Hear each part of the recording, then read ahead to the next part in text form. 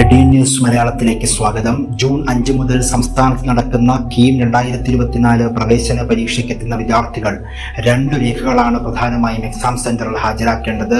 ഒന്ന്, കാൻഡിഡേറ്റ് പോർട്ടലിൽ നിന്ന് ഡൗൺലോഡ് ചെയ്ത് പ്രിന്റ് എടുത്ത വിദ്യാർത്ഥികളുടെ അഡ്മിറ്റ് കാർഡാണ്. ഇവിടെ പ്രത്യേകം ശ്രദ്ധിക്കേണ്ടത്, അഡ്മിറ്റ് കാർഡ് 2 പ്രാവശ്യം പ്രവേശന പരീക്ഷാ കമ്മീഷണർ റിലീസ് ചെയ്തിട്ടുണ്ട്. അതിൽ രണ്ടാമത് റിലീസ് ചെയ്ത പുതിയ അഡ്മിറ്റ് കാർഡാണ് വിദ്യാർത്ഥികൾ പ്രിന്റ് എടുത്ത് ഹാജരാക്കേണ്ടത്. രണ്ടാമത്തെ രേഖ വിദ്യാർത്ഥികളുടെ തിരിച്ചറിയൽ രേഖയാണ്. തിരിച്ചറിയൽ രേഖയായി എന്തൊക്കെ ഹാജരാക്കാമെന്ന് പ്രവേശന പരീക്ഷാ കമ്മീഷണർ നേരത്തെ തന്നെ അറിയിച്ചിട്ടുണ്ട്. ഒന്നുകിൽ സ്കൂൾ ഐഡന്റിറ്റി കാർഡ്, അതല്ലെങ്കിൽ PAN card, driving licence, voter ID, Aadhaar card, passport, +2 hall ticket, bank passbook എന്നിവയിൽ ഏതെങ്കിലും ഒരു രേഖ പരീക്ഷാ സെന്ററിൽ ഹാജരാക്കണമെന്നാണ് അറിയിച്ചിട്ടുള്ളത്.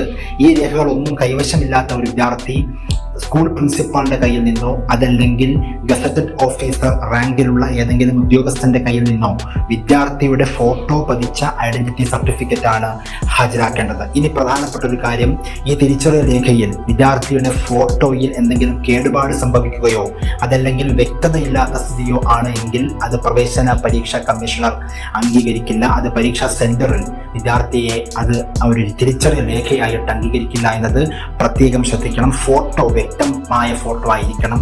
വ്യക്തതയുള്ള ഫോട്ടോ പതിച്ച തിരിച്ചറിയൽ രേഖയാണ് വിദ്യാർത്ഥികൾ പരീക്ഷാ സെന്ററിൽ ഹാജരാക്കേണ്ടത്. ഈ കാര്യം എല്ലാ വിദ്യാർത്ഥികളും കൃത്യമായി ഉറപ്പുവരുത്തുക. ഈ വീഡിയോ കണ്ട ശേഷം നിങ്ങൾ ഏത് തിരിച്ചറിയൽ രേഖയാണ് പരീക്ഷാ സെന്ററിൽ ഹാജരാക്കാൻ ഉദ്ദേശിക്കുന്നത് എന്ന് ഓരോ വിദ്യാർത്ഥിയും കമന്റ് ചെയ്യുക.